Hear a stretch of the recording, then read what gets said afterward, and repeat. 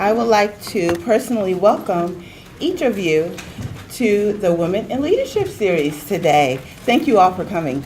It's an exciting time for the Women's Forum as we continue to grow and adapt and remain responsive to the needs of our students, faculty, and staff.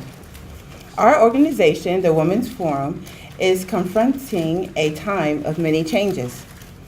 There is an ever-increasing need of financial help for our students and motivation and professional coaching for our faculty and staff. To address the financial need of our students, each of you will find a yellow form sitting in front of you, which is a membership form, a membership application for the Women's Forum. Any dollars collected goes directly to support our scholarship fund for female students currently attending Clayton State University. So feel free to complete this form at any time and send it in to Heidi Benford, our treasurer of the Women's Forum, or any of the committee members. To further develop our professional needs and embrace our leadership skills, we have established this series, the Women in Leadership. I'd like to give you an idea of what you can expect and what we hope to achieve this next hour. We are going to define leadership from different environments and roles. We are going to talk about challenges facing leaders today and the importance of having a mentor. To facilitate this discussion this afternoon is Linda Proctor-Merritt, who will serve as our moderator. Each of you will receive a feedback form via email where we want to hear from you on how the session was. Please be sure to complete the survey and send it back to us. Thank you again for attending the first of our series today, and know that we cannot accomplish any of what we do without your support and continued engagement. Before I turn the program over to Linda, please do not forget 3 things. 1, like us on Facebook and Twitter. Sign up for our next session, which will be held Thursday, March 24th. And finally, give your close attention to the program that we have prepared for you today. Thanks a lot.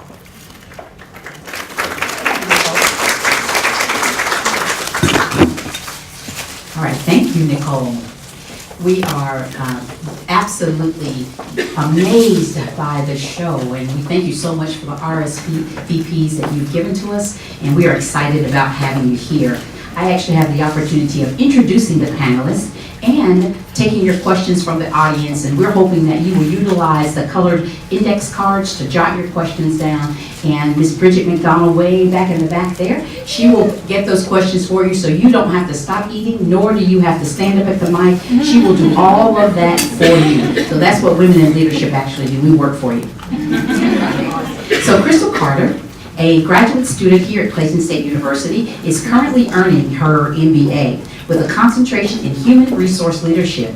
She holds a BBA in management with a dual degree in psychology and marketing, of course, from Clayton State. She is active on campus and recently transitioned from president to senior student consultant and advisor for the Society of Human Resource Management, you know it as SHRM. She led the student chapter to win Best in Georgia award. Maybe she'll tell us how she did that a little bit later on. And was a recipient of the Diamond Award, Best Student in Georgia, also from SHRM. She is now the Vice President of Beta Gamma Sigma Honor Society, a member of the Student Relations Committee, a student ambassador and volunteer in Henry County Schools, Georgia Diversity Council, and Operation Hope. She works in her field of study as an intern in human resources with AMB Group, which is a parent company of Arthur Black's for-profit business, which includes the NFL Atlanta Falcons, go Falcons, okay?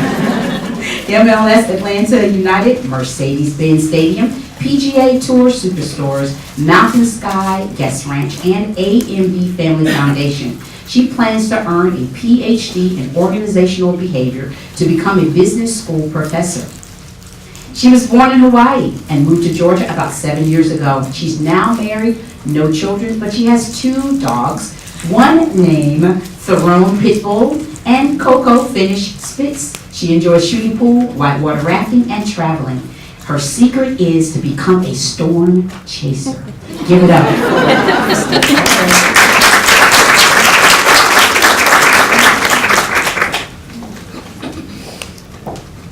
Corlis Cummings Mrs. Corlis Cummings is currently the Vice President of Business and Operations at Clayton State University.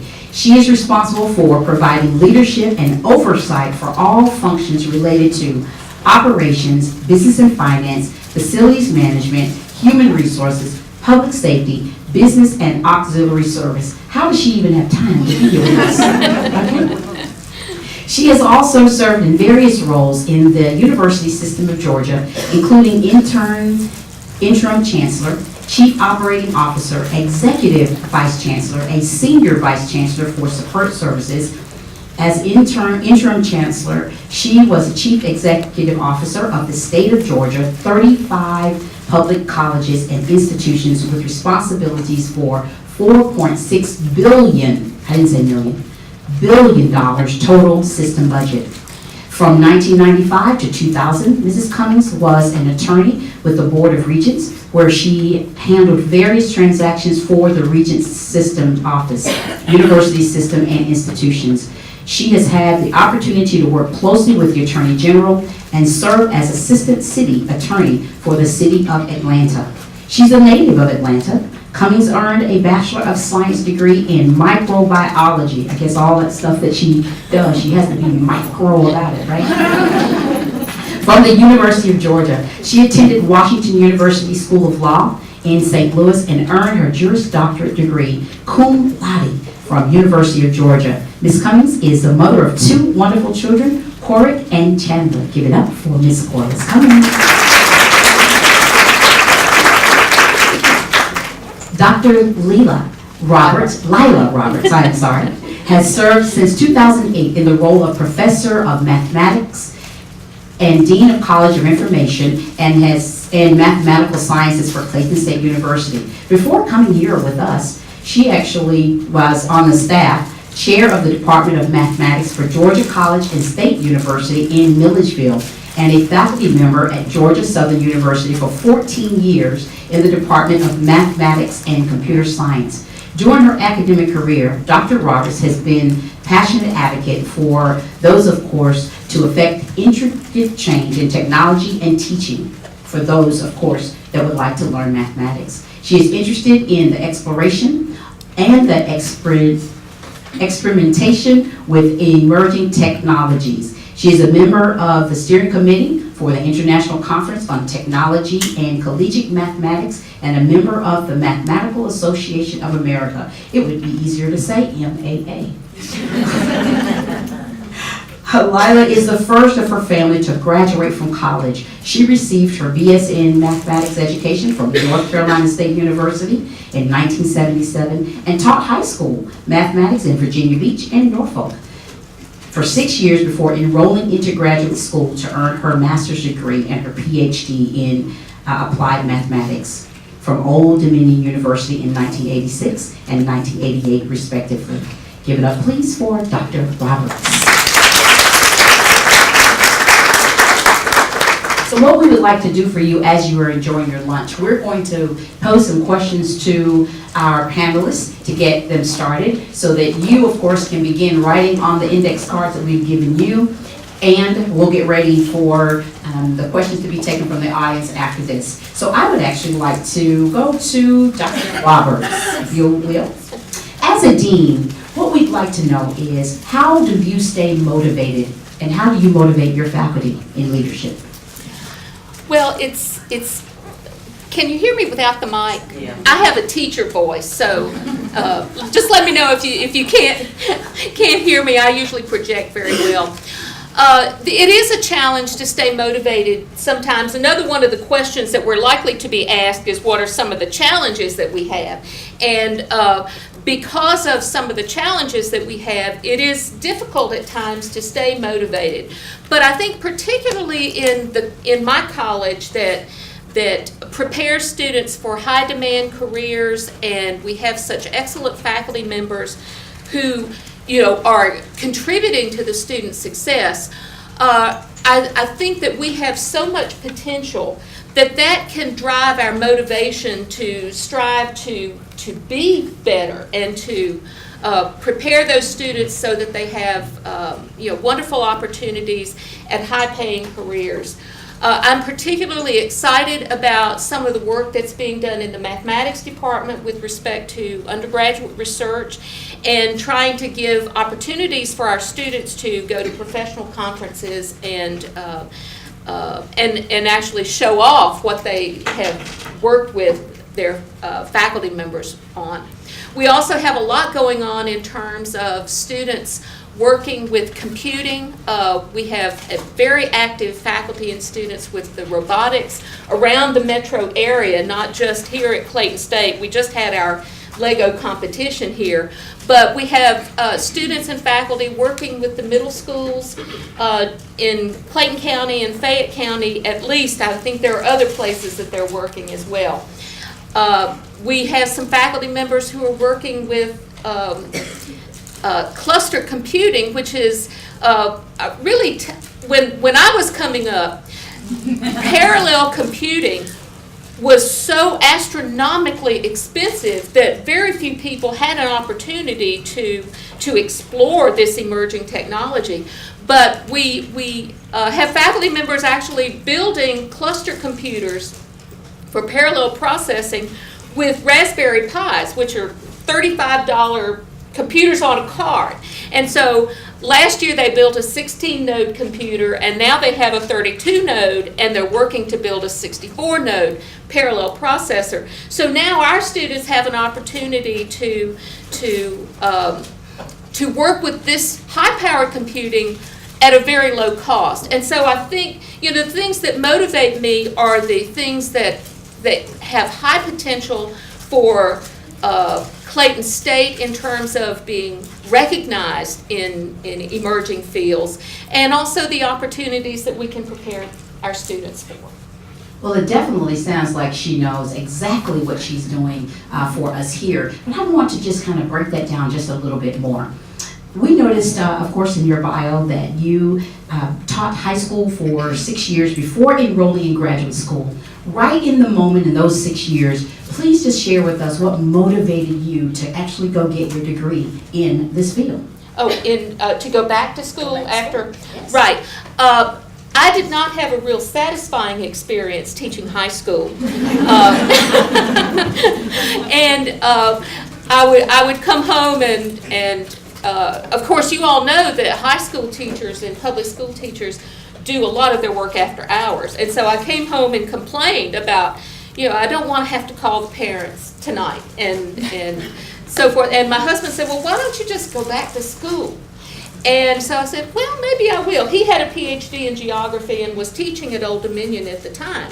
And so I said, well, maybe I'll explore that. And so that's when I decided that I would go back, and I chose mathematics because while I really liked chemistry as an undergraduate, I did not like P-Chem. Those of you in chemistry will understand. I wasn't very good in P-Chem lab, and so I decided what I really liked about chemistry was mathematics. And so it was very natural for me to go back and apply mathematics. All right, something that's always said, if you find something that you love, you'll never work a day in your life. I would actually like to pose this question over to you, Ms. Barr. Okay. As a student, of course, we are excited that you're a student at Clayton State University. What we would like to know is, do you have a mentor? Tell us a little bit about that and what your mentor does for you. Yes. Caroline, I'll probably need to use this. She has a student voice, not a teacher voice. Is it on? Can y'all hear me? Okay, Yes. perfect. Yes, I do have mentors. I have several that I actually can go to. They have been very instrumental in helping me succeed in reaching my goals that I set for myself. One, currently, actually, because I am an intern with my current company, I have my 90-day review next week. And so I'm actually reaching out to one of my mentors to try to learn how to negotiate maybe a regular full-time position. Definitely have no experience in that field, so that's what mentors can do for you, as well as write letter of recommendation. All right. So, Ms. Cummings, As we actually shared your bio and we put a comma behind several things that you do, what I would like to ask you is, can you name a person who has had a tremendous impact on you as a leader? Yes, I'll be glad to.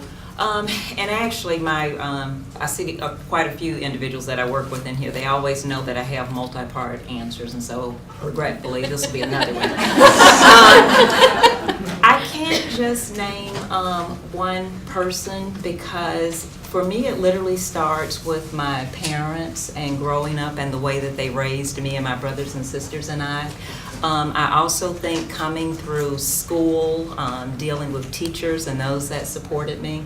And then finally, I was very blessed in terms of working with the Board of Regents at a really incredible time where there were two sets of leaderships. There was a wonderful group of women who worked there.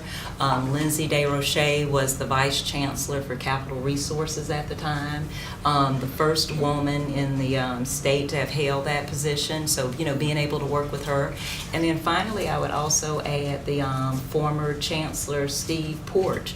He was the type of person who would look at individuals, and I try to mirror this as well, look at the individual not just for their experiences, but for their talents. And so I think that's one of the key things that I learned from that particular mentor, and that I try to mirror myself. So all of those individuals. And then also, here at the university with Dr. Hines and learning from my colleagues. Okay. All right. Thank you. Do we have any questions from the audience? Yes. We have someone that's going to read them for you. Oh, okay. If you hold your card up, we'll get someone to come to you. Pass it to the end of the aisle. All right. And as you are thinking of your questions, if you would like someone in particular to answer that question, make sure you put it on the card as well, and we'll direct it to them. Right, so I don't have anyone in particular for this particular question, but we'll see who wants to take the first stab at it. The question is, often we have reached a level of success in a position and we get complacent. We all know about that, right? How did you know when it was time to make your next move?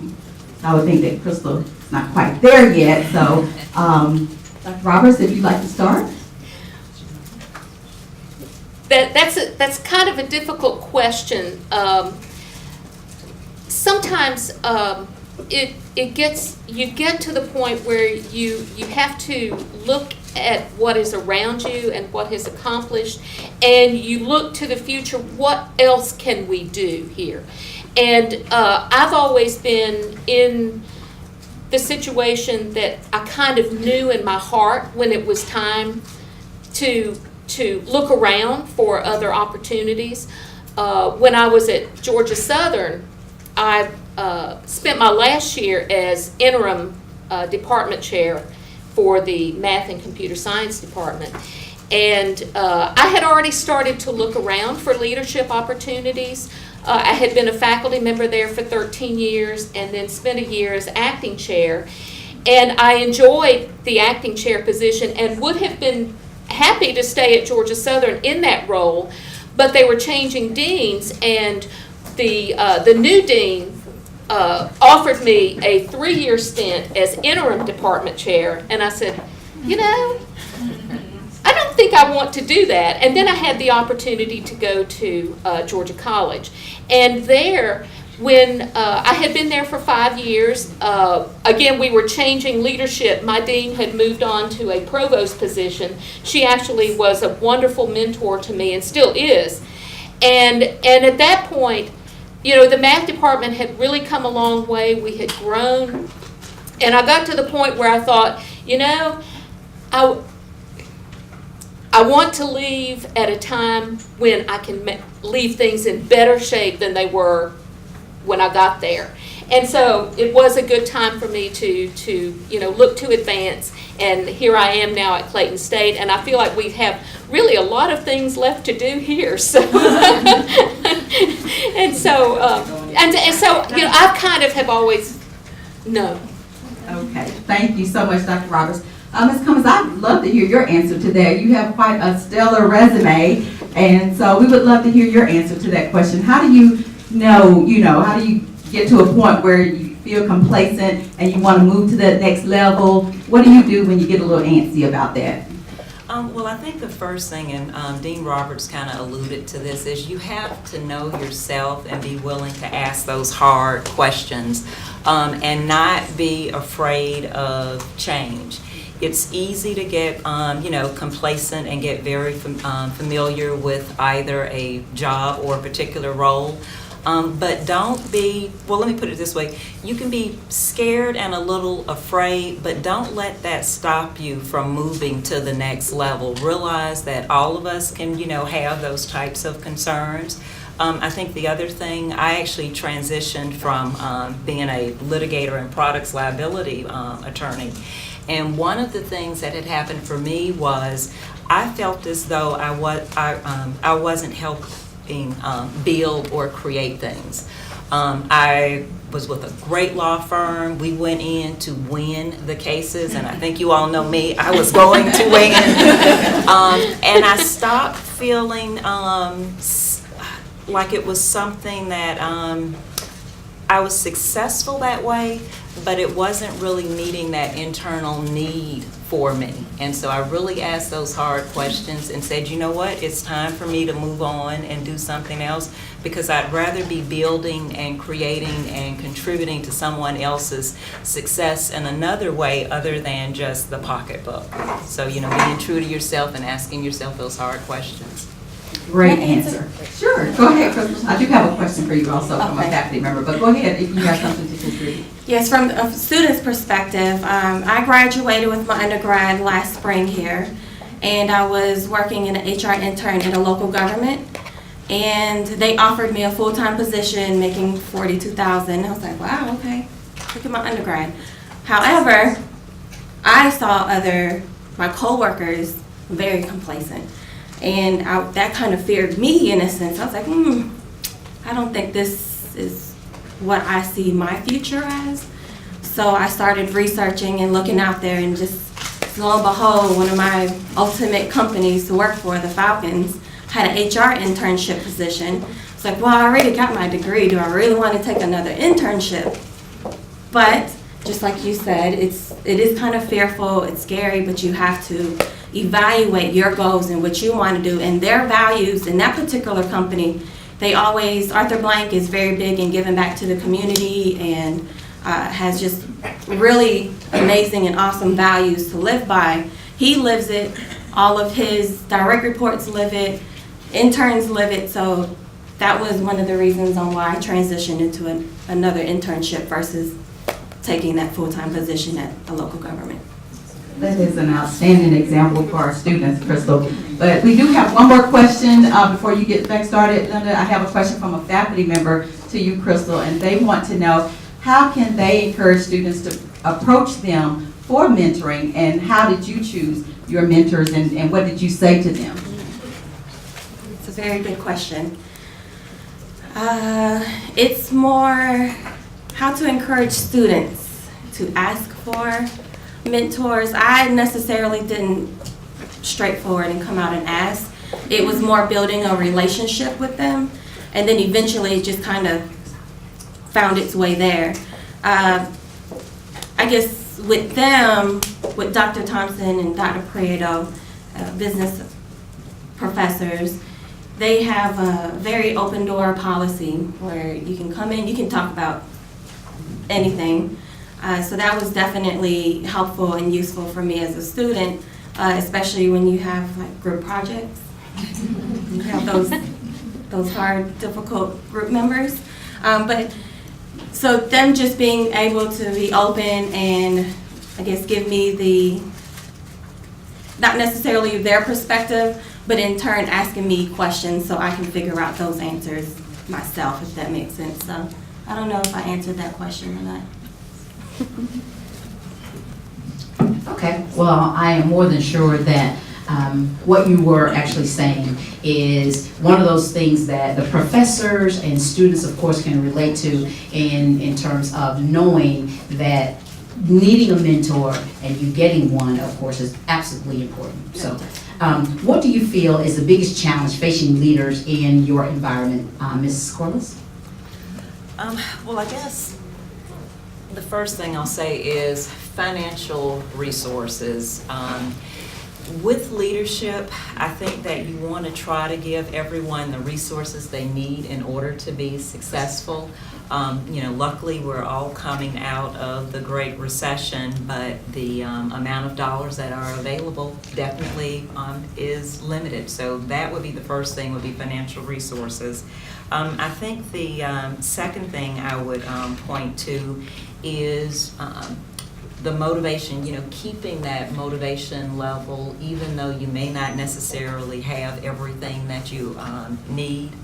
Trying to have individuals see that there are other ways to get things accomplished. And so basically the fiscal resources and then the other resources.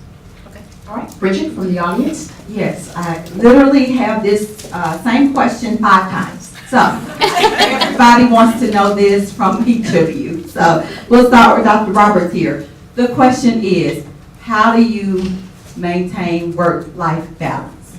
And one person said, what do you do when you feel like your job is taking over your life? How do you do that? So I think we've got some people who are quite challenged in the room. Let's hear from you guys. Well, I have to say that the person who has been most influential to me in terms of helping me build leadership skills, I don't think I'm there yet, and she's still my mentor. My former dean at Georgia College, she is now at Guilford College as a vice president for academic affairs. But she's a sociologist, and her area of study is work-life balance. And she and I came to the conclusion that there may not be such a thing. I was kind of surprised that I was asked to do this, because there's people in the audience who are way more interesting than I am. And I have to say that I do enjoy working. I enjoy the work that I do, and I spend a lot of time doing it. And I have always done that, even when I was a beginning assistant professor. I was in a very competitive department, and so I had to compete. I really felt like I had to be in there willing to do more than maybe other folks, because I wanted the extra 0.02% merit increase that I might get, and literally it was that. And so I've always been driven, always been motivated. But, as I am now, looking at retirement in the next, 5 to 7 years, I am starting to think, when I take a vacation, I really ought to put down that phone. I really ought not to take a computer with me. I'm not quite there yet, but I do enjoy travel, and have had some wonderful trips in the last couple of years, and hope to continue that, because with the stock market the way it is, I may not get to do that when I travel. Thank you so much. Ms. Cummings? I guess I would kind of go back to childhood just for a second, in terms of my parents always indicated you could do whatever you wanted to do, but you'll have to work hard for it. And so when you talk about that work-life balance, for me, I work hard at my professional life, but then I also try to work hard on my personal life as well, because I've got 2 absolutely great daughters. I've got a wonderful family, and so I want to try to spend time with them. I think there are some sacrifices. Many of you may get emails at 11, 12, or 1, or 4, 5, or 6. I think for me, I think you can have it all. You just may not necessarily be able to have it all at the same time, and then you do have to make sacrifices. Like Lila, I enjoy the travel, and so what I'll do a lot of times is, give it my all as far as work is concerned, and then I will carve out hours or times that really are my primary focus on my kids and my family and other things. I will say this, I don't necessarily believe in that old quality time stuff. I do think that those hours that you get to spend with family and friends where you're literally just vegetating are important, because that adds up. But I do have to admit, once in a while I might, pull out this and take care of a few things. And so it's something that I think that I struggle with, but I do try to give people time. And like Lila said, I do enjoy what I do. I love my work, but I also love my family as well. And so literally just try to do the very best that I can, and recognize the fact that, there are times when I'm not going to, I'll have to give work more and the family maybe not so much, but then there are times where it's like, work, I'm sorry, this weekend we're doing X, Y, Z. If you really need to reach me, call me. So. All right, so work-life balance. I guess it's a little different because the company I currently work for, they've transitioned to more of so you can have that work-life balance. And at the same time, Sundays after 4 p.m., my husband and I put up our phones. We just sit there and watch TV. Sometimes we'll go to the movies, sometimes we'll go to the mall, whatever the case may be, but Sundays, 4 p.m. on up, that's literally our time only. So that definitely helps. Once a month, we always have dinner at my mom's as well. So that kind of, you always look forward to that third Saturday, right, of every month. It's like, oh, one of mom's. So that definitely helps too. I guess just, you have to have this willpower in a sense to not want to check that phone, to not want to check those emails. Or in the same way, if you're at work, not to check that text message from your family or whatnot, because if it was an emergency, they would let it be known it's an emergency. So I guess just having that willpower. Sounds like you just have to be extremely intentional about it, though, to make it happen. Has Right. to be deliberate. I just wanted to add one other thing. I do think it's helpful if you find something that you want to do. One of the things that I love is kayaking, and so certain mornings, can't do it necessarily a lot, but I will literally grab the kayak, go out on the lake for 2 hours, and it's just me, and that really does give you a lot of stress release. Another thing I like to do is ride, and so once in a while, if I'm out riding, you can't deal with the phone because you don't want the horse to bolt. And so carving out a little bit of time for yourself so you can kind of get recentered, I think is also important, and it helps you focus your energy and other things. Yeah. But as Bridget pointed out, it does have to be deliberate, particularly for folks like me who have never really tried to have a work-life balance. I don't have children, so work has consumed a lot of my life, and so now I am trying to be more deliberate. Not always successful, but it does take intentional effort. And it depends on your role. I mean, you guys, again, are in very high-level roles here at Clayton State, and, we're all dependent on you. So as you say, it depends on the time of year. There's a lot of things that it depends on, but I just want to congratulate you and commend you for taking that time, because I know you do need to recharge at times. So back to you, Lila. Okay. Well, you know what? This is a great question. If you all notice that there is only one gentleman in the room, give it up for that one gentleman all the way back in the room that decided to join us. But not really putting him on the spot, because what we really want to know is there a difference with women in leadership and what you found in comparison to men in leadership? And anyone can take that question.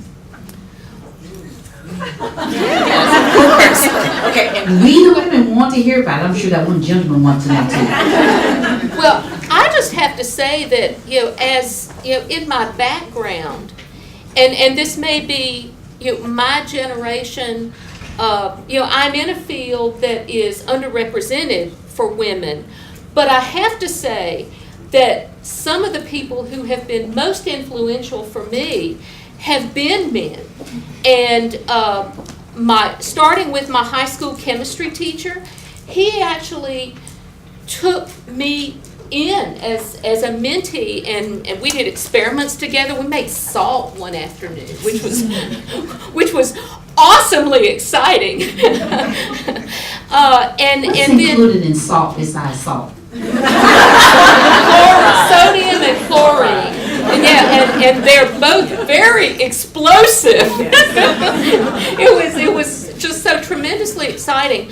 But on the flip side of that, my high school math teacher, although I was probably the best math student in my high school, she actually was a barrier to me because we had some opportunities. One thing that still pains me was that we had a grant to send someone to the Bell Labs in New Jersey.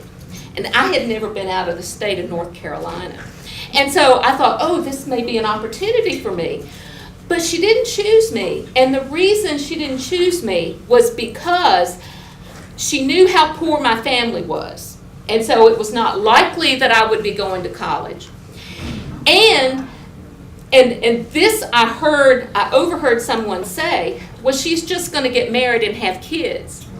And so the female leader, at that time was actually the deterrent for me to, have this wonderful experience. But also my dissertation advisor when I went to graduate school, he gave me opportunities that I would not have had, I think, otherwise. Of course, there weren't any women in the department. But he took me to Wright-Patterson Air Force Base, to have a summer experience there. And he really took a chance on me because here I was, I had been, out of school for a long time, teaching high school, and you lose a lot. And so, but he took me under, his wing, as it were, and he had a tremendous impact on me. So even though you're the only male in the room, well, not the only male, because we have another one, but you can actually have a tremendous influence on the females in your world by giving them and recognizing talent and going with that. Okay, great. So, we all are at Clayton State as a student, staff, faculty member, and we'd be remiss if we tried to ignore the fact that at our university, we have a lot of changes happening right now. So we have someone wanting to know that as a woman in leadership and a student, Krystle, this can go to you too, how do you convince coworkers who are resistant to change that change can be good at times? So how do you deal with that conflict? Well, being in HR, that's definitely something that comes across the desk quite often. Currently, we have a new CEO that's coming on board next month, actually in a couple of weeks. And all those conversations started over a year ago. So it's all about getting your guiding coalition or getting everyone on board to make the change. You can't just, hey, you come into work tomorrow and boom, you have a new boss, which that happened to me when I worked for Marlowe's Tavern. It's as a bartender. I literally walked in one day to set up the bar, and I was like, oh, hey, who are you? I just thought he was there, I'm not sure what he was there doing. So I said, who are you? I'm Krystle, I'm Krystle. And he's like, oh, I'm the new GM here. Oh, okay. That didn't get communicated at all. So just, and that had a lot of, recourse to it. Currently, that was about 2 years ago. And about 6 months after him being there, I want to say about 60% of the staff quit. So there wasn't a good transition from that particular change just because I don't think it was communicated properly. I'll echo the word communication, and we've all heard Dr. Hines talk about the fact that you cannot communicate enough. I think as far as change and trying to bring people on board, you need to be transparent. You need to explain why the change is occurring. Give people an opportunity to, express their fears, express their concerns, because a lot of times you may get information that you've not necessarily considered. Address that, but I think at the end of the day, you have to make people aware of the fact that if we're going down this particular road, we'll all succeed if we are all on the same page. And that ultimately this is the way we're going and we want you there, with us. I think at times you may have to deal with people who are trying to obstruct things. Sometimes you have to sit down and have tough conversations with people in terms of this has been decided and we need your support. And if you don't think you can give that support, what is it we can do to, kind of bring you on board? Those conversations can be tough, but I think the most important thing is to give people, communicate the change, explain why you're trying to do the change, and be transparent. And to the extent that you don't necessarily have all of the answers, admit that. And seek out experts and others to assist you with that, and not be afraid to listen with that. The other thing I would say is that when it comes to change, if you get a new fact, that means that your prior decision was in error or you need to tweak it, feel perfectly free in order to do that. Years ago, I heard this pilot say that he makes mistakes every minute of the day, but what he tries to do is correct them immediately. And that really stuck with me in terms of we're all human, we're all going to make mistakes, but trying to, be a team player and make those tweaks to move whatever that item is forward, I think is key. So I think that's the big thing. Explain why you are trying to make this particular change and what the ultimate goal is, and hope that you can get the buy-in and support. I'm sure, Dr. Roberts, you have something to add as a dean for your department and for that. Well, especially all of the faculty members in here know of, some of the changes that, have come about because of challenges in fiscal resources and in declining enrollments. And one of those is particular, summer teaching, which is really a challenge. And so, and in those cases, there are some changes that come about that you don't have any other choices with. And so it's hard in some cases to come to grip with those and accept those, but at the end of the day, you do have to accept them and move on. And I'm trying to find other opportunities for faculty members in the summer and trying to find some resources to be able to support faculty, particularly in the summers. But then there are some other changes coming down the pike that have to do with centralization of academic programs that, through the e-major and the e-campus that some of you may not be aware of. I think it particularly affects information technology, and I'll be dealing with that, and coming to grip with those kinds of changes is going to be difficult, I think, for me to come to grips with, and then passing those along to the faculty members. So it sounds like that there are several characteristics of just being great women in leadership is actually being a team player, being flexible, and of course, knowing that there's no such thing as over-communicating. I have a question from the audience, and this one is directed to you, Ms. Cummings. What they want to do is for you to share a secret, okay? And we want to know your secret of time management. Oh, wow. I think it is being organized is my secret. That helps me get 70% of what I need done. I also, as many of you know, am a pack rat. But I have it organized in really awesome ways so that it's easy for me to retrieve information. And so again, that just goes back to the organizational skills and utilizing that. Do you use technology for any of this, or is this color-coded? Is The this secret. A little bit of everything, you know, definitely the email, the Z drive, the computers, that sort of thing. But then also I think the filing system that I have in place, and I'm relatively fortunate in terms of having a pretty decent memory. It fails every day, but that helps as well. So. If you would continue to pass your questions over, we're still taking those questions from the audience. I see someone, you are coming to the... A part of the networking session, we want you to also know who we are.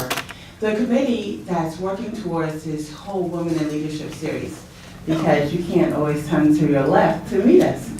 So we are going to start with Linda Proctor Merritt. Our moderator, she works in admissions, enrollment in admissions. Linda, hello. Then we have Terry Taylor Hamrick and our advanced placements. Advancement, Department of Advancement, yes, and CSU East. Yeah, we come from all. And in the Foundation Department, yes, thank you. Thank you. Terry, Linda, we have Alicia Merrick and our Community Standards Department here with the provost, Student Affairs. I work with you, I don't know your department, sorry. We have Bridget McDonald, our Director of Career Services. I know that one, right? Bridget McDonald, and then me, Nicole Harris, and Budget and Finance. Let's not forget our quarterly reports did. All right. So back to our regular program. Yes, we'll take it from here. So we're hoping by you looking to your left and right and behind you, in front of you, that you have met someone, and that regardless of where they work, we don't have to get that right. We just want to know their names, of course, and begin to build your network. So we actually have a question here that is for you, Ms. Carter, from the audience. When did you figure out exactly what you wanted to do for your career? When did you just figure that out? Okay, let's see. So when I first came to Clayton State, I was a psychology major. And I just knew, just something about the human brain and how it operates and why people do things interests me a lot. Personal further research, I found out that maybe that isn't the right avenue for me to go into in that business. It's very open and there's a lot of opportunities out there. And to increase my business acumen, it can only be very beneficial to me. So I transferred over to the College of Business, still kept my minor in psychology. And with business and psychology both interesting me, that's how it kind of led me to human resources. It's pretty much what HR is, or going towards.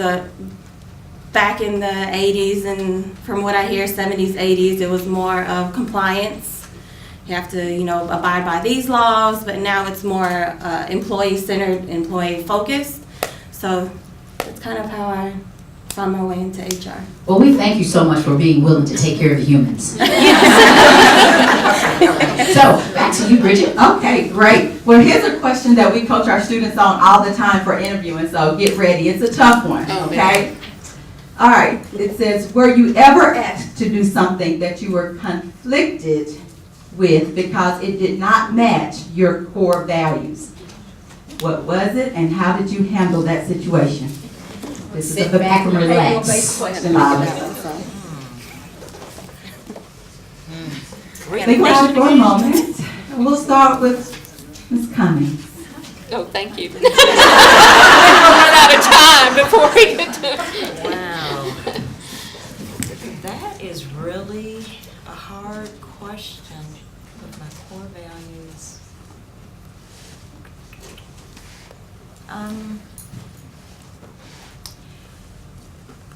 I can't think of a particular example right now. I can say this, obviously you all know that I am a lawyer, and lawyers have all sorts of reputations. And as a lawyer, you may sometimes be asked to represent individuals or causes that might conflict with something that you believe in.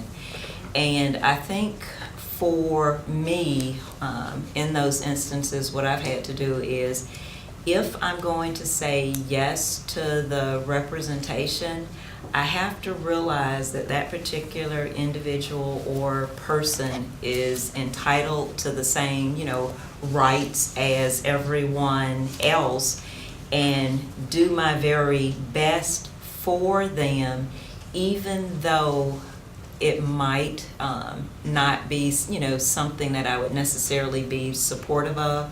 But again, I can't really think of a particular example at this point. Lila, what about you?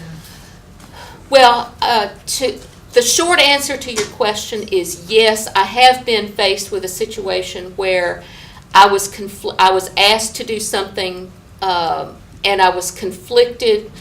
And I can't talk about it because it has to do with personnel issues.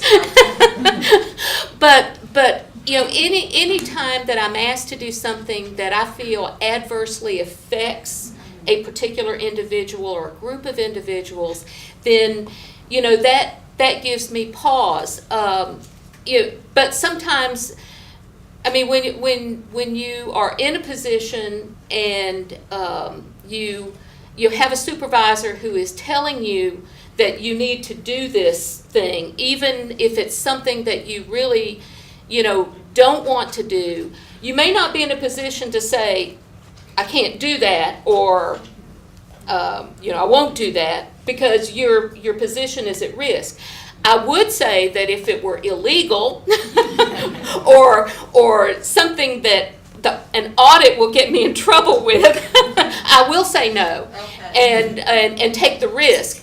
But if it's not illegal, if it's just maybe something that the direction or the mission of an institution is taking, then you serve at the pleasure of ultimately the provost, the president, and you may have to do some things that don't sit well with you. And so then it becomes a question, on your own, in your own heart, is this something that you are going to, stand your ground, or are you in a situation that you need to just do it and move on? Excellent answers. Do you want to go on at Krystle and address that? So for me, I worked for a discount airline, and for about a year and a half, I was a lead operations agent, and about 6 months or so into that position, I realized that the company's best interest really wasn't on their passengers, and that definitely conflicted with, the human side of me. So, I stuck with it for a while, but ultimately, just like as she said, in her heart, you knew that, something wasn't sitting right with you, so I had to depart that position, versus just trying to deal with it. And I was just wanting to say that that's probably not necessarily the easiest question to answer, and after being in corporate America for over 28 years, I can actually give you a specific one without, of course, the names. I was asked to terminate someone before because someone did not like them personally. And because of that, we actually have human resource experts, of course, that you can always go to and ask what those guidelines are for those. But then there is a rule of thumb in corporate America that says if your boss asks you, or your manager, anyone upward line that asks you to do something, what you do is you do the task and then you address the issue, because most times they will say, do you even know whether or not what I asked you to do was going to work or was not going to work? But then, of course, you have an introspective idea in on what it is now that you really thought that was not going to work, or what was the conflict as well. And I've just, Lila made me think of actually 2 instances, and I'll just do them real briefly. One I can talk about more openly. An attorney general and I were working on a deal, and we were going to have to tell some high-level individuals in the state that, no, you couldn't do this. So she and I devised a plan that I would be the Walmart greeter in the daytime, and she would be the Walmart greeter in the evening time. And we, quite frankly, were going to have to tell them that we saw these problems, and if we lost our jobs, so be it, because we had to make sure that we did the right thing. The other instance for me was with a boss, and it was in reference to the Open Records Act and perhaps not disclosing some information. And I literally had to indicate that that's not the way we can go, because it's going to be found out. And, you know, luckily I, you know, kept my job and everything. But I do think for me, when it comes to ethics, you have to be true to yourself and realize that, I guess I feel like this, I will always be able to support myself and my family even if I have to work at McDonald's, and that's the bottom line. Or as a Walmart greeter. It might not have positions at Walmart, you're closing a lot of those right now. So Bridget, what we're gonna do, You know, in career services, we know about these things. so we're gonna take 2 more from you, Okay. 2 more from the audience. Okay. Then what we're gonna do is get closing comments from our panelists, and then we're gonna give it to Nicole. All Okay. right, 2 more from the audience. Here's one that I think we'd all like to know is, how do you incorporate fun in your environment for your employees?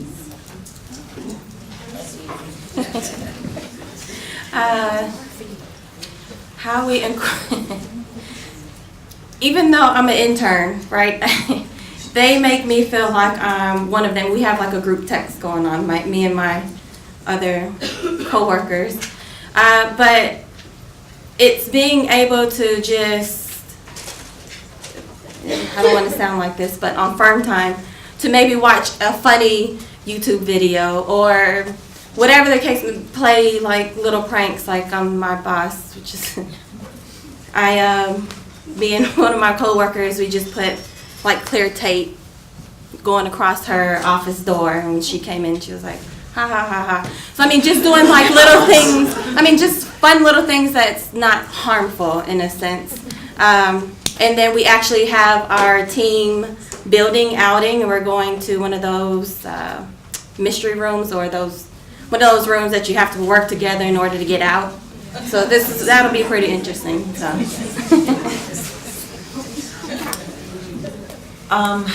I think trying to, enjoy what you do. We've done some of the team outings. You all may not be aware, but we actually took our team a while back out paintball shooting, that sort of thing. And so that was a lot of fun.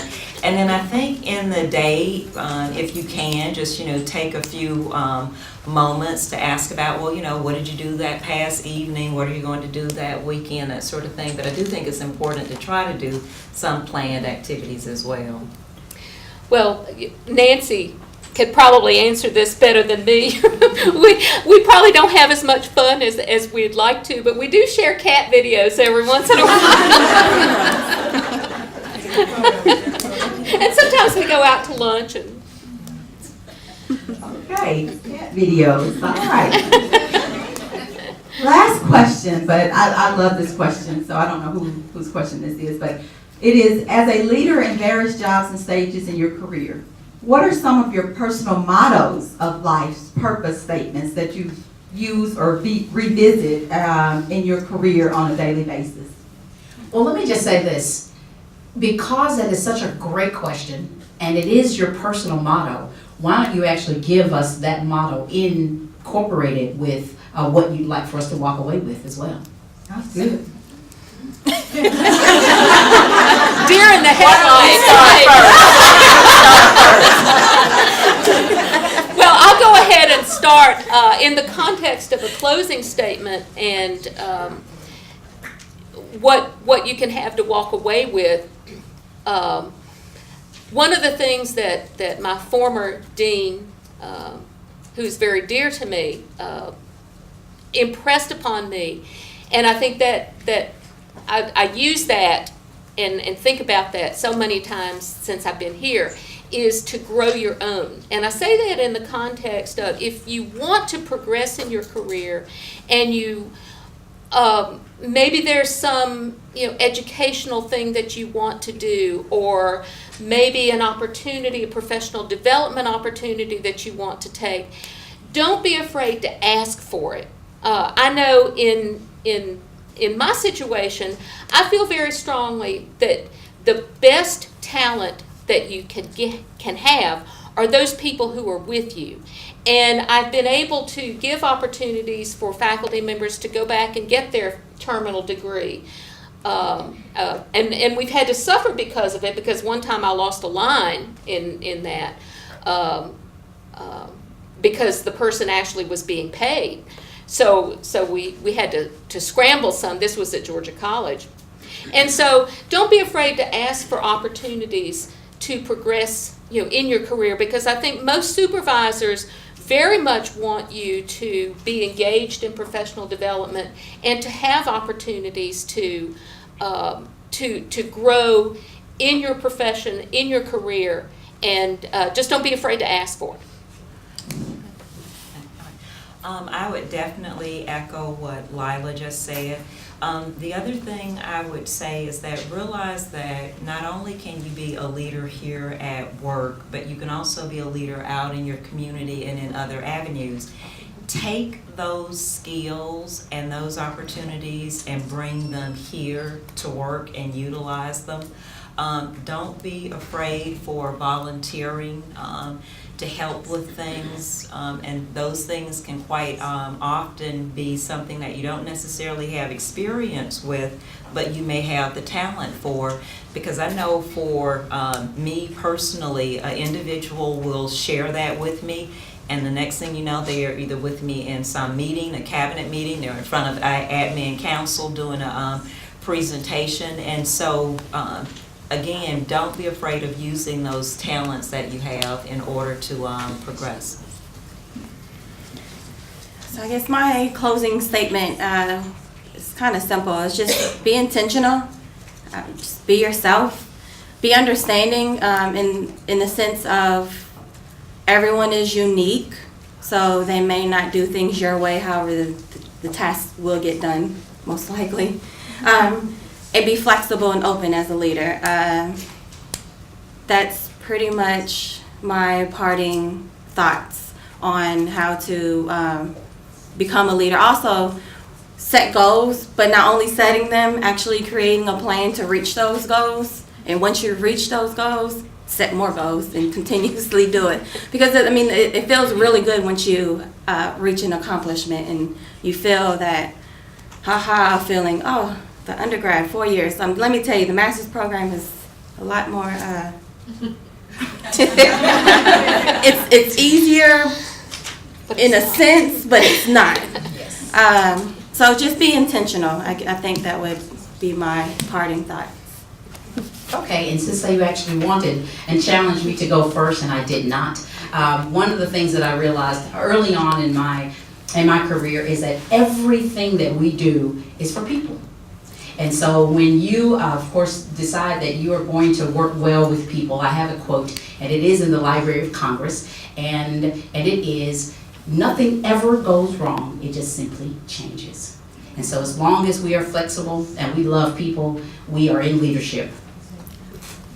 Sounds great. So one last thank you all for that. Before we turn it back over to Nicole, I just have a question from Bridget Bird in our English department, who wants to know, how many of you are familiar with the Association of American University Women? If you've heard of that organization, raise your hand.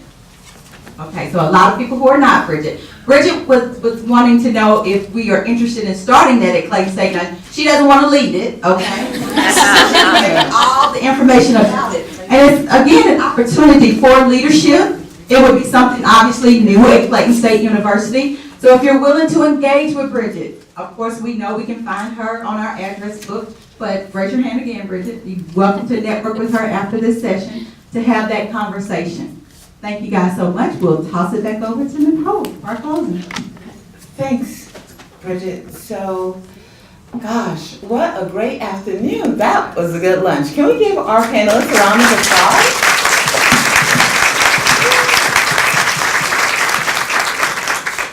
Thank you. As we bring our first Women in Leadership series to a close, we want to again thank you for allowing us to be a part of your time and professional growth.